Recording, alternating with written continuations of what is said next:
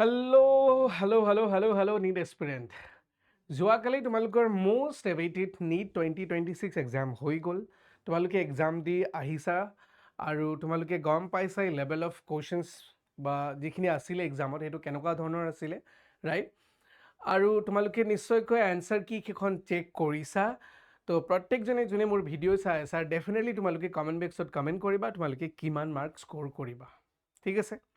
চ' যি কি নহওক, যিমান দূৰ আলোচনাৰ পৰা আমি গম পাইছোঁ, চ' সেইটো মতে এটা কথা স্পষ্ট হৈছে যে ফিজিক্স হওক বা কেমেষ্ট্ৰি হওক বা বায়'লজি হওক পেপাৰকেইখন ইমান টান নাছিলে। অ'কে, আমি যিমান এক্সপেক্ট কৰোঁ সিমান হাৰ্ড লেভেলৰ পেপাৰ নাছিলে, ঠিক আছে? চ' তোমালোকৰো মনত চাগে সেনেকুৱা ধৰণৰ কনফিউজন এটা হৈ আছে বা কাৰোবাৰ বহুত ভাল লাগি আছে, কোনোবাই চাগে হয়তো বহুত বেছি স্ক'ৰ কৰিব নোৱাৰিম বুলি ভাবি আছে চাগে। তো কি কেনেকুৱা লেভেলত কুৱেশ্যনছ পেপাৰ আছিলে, চ' তাৰেই আমি এনালাইচিছ এটা লৈ আহিছোঁ, ঠিক আছে? আৰু ইয়াত আমি দেখা পাইছোঁ, চোৱা, আমি যিটো এনালাইচিছ কৰিছোঁ তাৰ পৰা আমি এটা কথা গম পাইছোঁ কি আমাৰ ইজি লেভেলৰ যিবিলাক কুৱেশ্যনছ আছিলে আমাৰ 85টা আছিলে। আমাৰ গোটেইকেইটা ফিজিক্স কেমেষ্ট্ৰি বায়'লজি মিলাই পেলাই, য'ত আমাৰ ফিজিক্সৰ 25 আছিলে, কেমেষ্ট্ৰি 23, বটানী 22 আৰু তোমাৰ জুলজিৰ কি আছিলে 15টা কুৱেশ্যন আছিলে। ঠিক তেনেদৰে আমি যদি মডাৰেট লেভেল যদি চাওঁ কুৱেশ্যন 78টা আছিলে আৰু হাৰ্ড লেভেলৰ তোমাৰ 17টা আছিলে। য'ত আমি মডাৰেট লেভেল যদি চাওঁ ফিজিক্সত আমাৰ 20, কেমেষ্ট্ৰিত 17 আৰু তোমাৰ বটানীত 18 আৰু জুলজিত তোমাৰ কি আছিলে 23টা আছিলে। তো চোৱা, আমি যদি ইজি আৰু মডাৰেট লেভেলৰ কুৱেশ্যনকেইটাও যদি তোমালোকে যদি এটেম্প কৰিছা দেন তেতিয়াহ'লে তোমালোকে বহুত ভাল স্ক'ৰ কৰিবলৈ মানে সক্ষম হ'বা বুলি মই ভাবোঁ, ঠিক আছে? আৰু তোমালোকে কি ভাবিছা তোমালোকে ডেফিনেটলি জনাবা, ঠিক আছে? তো এইখিনি ইয়াতে জাষ্ট মই দেখাইছোঁ তোমালোকক। আৰু আমি যদি এই এনালাইচিছৰ আমি যদি ক্লাছ ৱাইজ যদি আমি চাওঁ বা আমি 11 আৰু 12 যিখিনি আছে আমাৰ সেইখিনি যদি আমি যদি অকণমান যদি এনালাইচিছ কৰোঁ যে কেনেকুৱা ধৰণৰ বা কিমানটা কুৱেশ্যনছ আহিছে ক্লাছ 11 বা 12 পৰা, তো 11 পৰা তোমাৰ এৰাউণ্ড 86টা কুৱেশ্যন আহিছে আৰু 12 পৰা তোমাৰ 94টা। য'ত আমি যদি ফিজিক্স ক্লাছ 11 যদি চাওঁ 19টা আহিছে, 12 তোমাৰ 26টা আহিছে, হয়নে? কেমেষ্ট্ৰি যদি আমি চাওঁ 22টা কুৱেশ্যন আহিছে, অ'কে, আৰু 23টা কুৱেশ্যন তোমালোকৰ 12 পৰা আহিছে। 11 তেনেকৈ বটানী 23 আৰু জুলজি বটানী 22 আৰু জুলজি 23। ঠিক তেনেদৰে 12ত বটানী তোমাৰ 27 আৰু তোমাৰ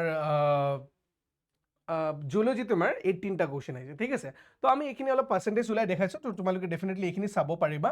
চ' this is the proper analysis যে আমাৰ কিমানটা কুৱেশ্যন আহিছে বা কি কেনেকুৱা ধৰণৰ হৈছে বা আমি কিখিনি বস্তু ধ্যান দিব লাগে আগন্তুক বেটছৰ কাৰণে। কোনোবাই যদি প্ৰিপেয়াৰ কৰি আছা তো তেওঁলোকৰ কাৰণে এইটো এটা পাৰফেক্ট এটা ৰোড মেপ বুলি মই ভাবোঁ, ঠিক আছে? যিটো নেকি তোমালোকে এটা পাৰফেক্ট এনালাইচিছ হয়, য'ত তোমালোকে আগন্তুক বছৰত কেনেকৈ প্ৰিপেয়াৰ কৰিবা বা কেনেকৈ এতিয়াৰ পৰা তোমালোকে প্ৰিপেৰেশ্যনবিলাক চলাই যাব পাৰিবা। চ' তাৰ এটা প্ৰপাৰ এটা ৰোড মেপ এটা হ'ব বুলি মই আশা কৰিছোঁ, ঠিক আছে? নেক্সট মই যদি চাওঁ অকণমান বস্তুখিনি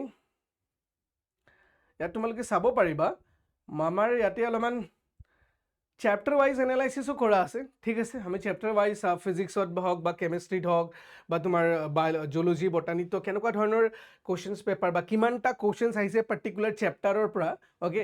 চ' সেইখিনি এনালাইচিছো ইয়াত আমি দাঙি ধৰিছোঁ, তোমালোকে এইখিনি চাব পাৰিবা ডেফিনেটলি, অ'কে? তো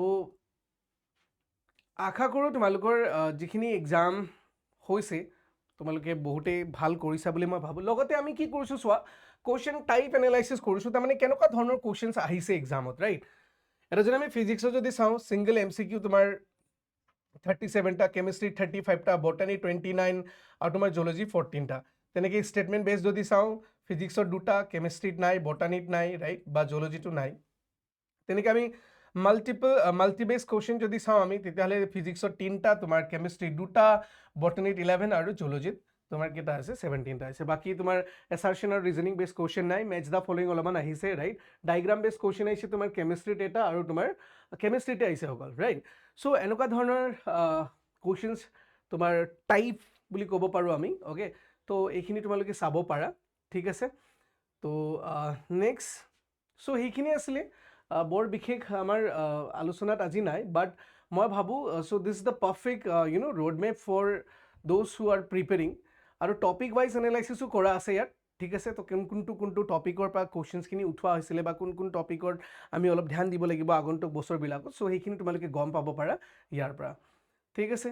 চ' আশা কৰিছোঁ বহুতৰ এক্সাম ভাল হৈছে বুলি ঠিক আছে তো কি কেনেকুৱা হৈছে এক্সাম ডেফিনেটলি কমেণ্টত জনাবা তোমালোকে অ'কে আৰু যিসকলৰ এক্সাম বহুত ভাল হৈছে তো তেওঁলোকক অল দ্য বেষ্ট জনালোঁ আৰু যিসকলৰ ভাবি আছে যে কনফিউজনত আছা কনফিউজন হ'বলৈ দৰকাৰ মানে প্ৰয়োজন নাই কোনো ঠিক আছে এক্সাম হয় তুমি এইবছৰ নহয় অহা ডেফিনেটলি তোমালোকে প্ৰিপেয়াৰ কৰিব পাৰিবা আৰু আমাৰ সৈতে জড়িত হৈ তোমালোকে ডেফিনেটলি নিটত সফল হ'ব পাৰিবা বুলি মই আশা কৰিছোঁ থেংক ইউ আজিৰ কাৰণে